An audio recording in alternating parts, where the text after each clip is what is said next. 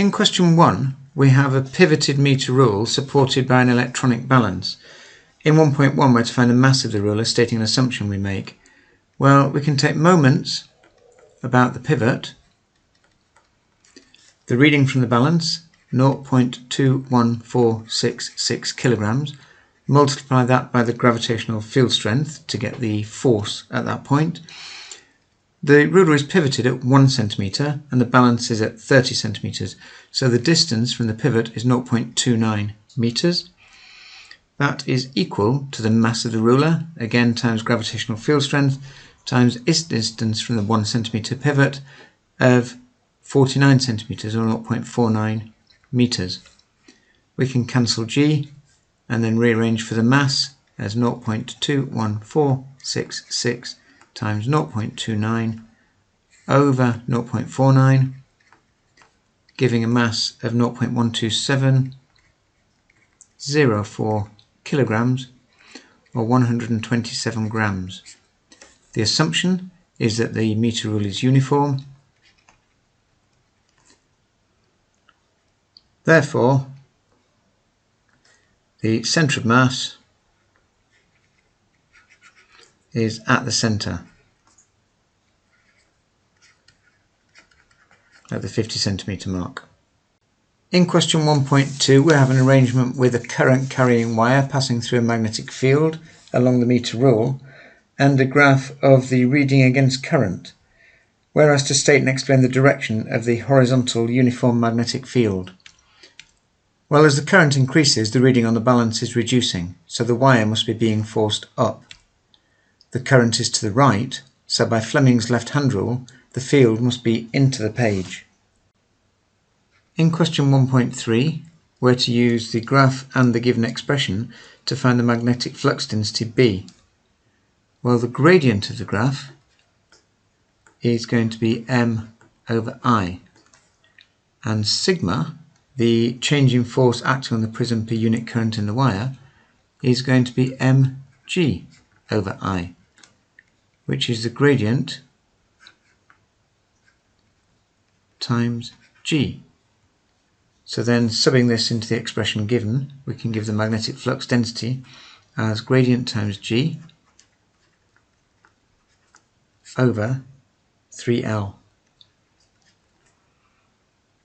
I got my gradient as 237.50 minus 238.48, all times 10 to the minus 3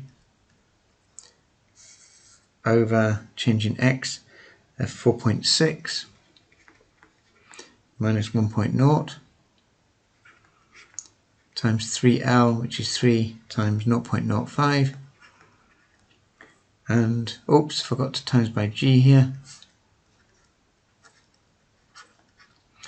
and that gives minus 0.018 Tesla. We can ignore the minus sign in this case, and that is our answer. In 1.4, the pivot point is moved to the 99 centimetre mark. Everything else stays the same. We have a table to determine whether an effect is reduced, has no effect, or is increased. For 1, the force acting on the current carrying wire due to the horizontal uniform magnetic field. Well, F is given by B, I, L, and none of these have changed, so that will be no effect. For 2, the force acting on the prism due to the pivoted ruler. Well, this is now further from the pivot, and so we'll need a smaller force to provide the same movement, so that is reduced. 3, the gradient of the graph. Well, here again, all the forces will be reduced, so that is also reduced. And for number 4, the vertical intercept on the graph. Well, this is now going to intercept at a smaller place, because the force overall on the balance is going to be smaller, as it again needs a smaller force to provide the same moment if further from the pivot. So that is also reduced. In question 1.5, we're asked to complete the circuit diagram to give a complete circuit where the current in X and Y have the same magnitude and be in the directions indicated? Well, if we can make this a series circuit, the current will be the same throughout. So basically what we can do, from here we can come down to here. This is the positive side, so the current would run through here. It now comes across to here, but we need to get it across to this point before coming back to the power supply. In 1.6, we're given an expression and asked what a student could do to find the constant K. Well, we know that force is equal to mass times gravitational field strength, and from the expression this is equal to K I squared L over D. So we can rearrange for M being equal to K L over GD times I squared. This is in the form of y is equal to mx.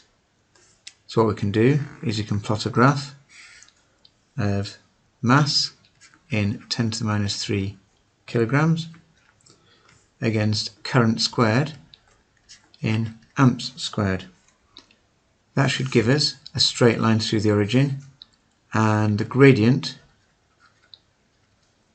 will be KL over GD. So what we'd do, we would vary the current I from 0 to 5 amps in 0.5 amp intervals. We would record the balance reading.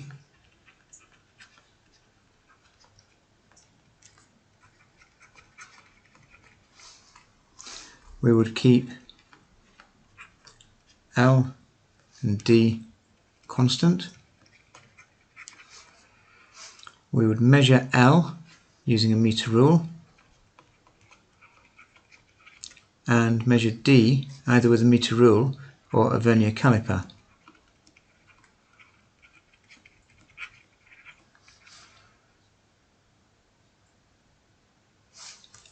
And then K is given by the gradient times GD over L.